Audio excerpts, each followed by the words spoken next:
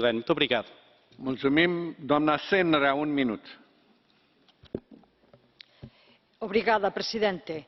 A Unión Europea e os participantes nesta reunión de alto nivel deben asumir compromisos vinculantes para acabar coa discriminación e o estigma social que sofren aínda as persoas doentes de sida e para eliminar as leis existentes en algúns países que criminalizan as persoas portadoras do virus, garantir o acceso universal aos servizos públicos de saúde e de saúde sexual e reproductiva, así como aos medicamentos, poñendo fin ao monopolio da industria farmacéutica e ao vergoñento negocio das patentes.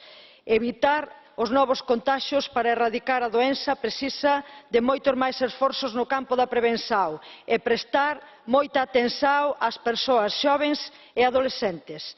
A investigación ha de ser pública e ao servizo das persoas, en vez de entregar diñeiro público para unha industria que o emprega para favorecer os seus intereses acima do dereito á saúde. Obrigada. Doamna Senra, acceptați un blue card din partea colegului Arnott?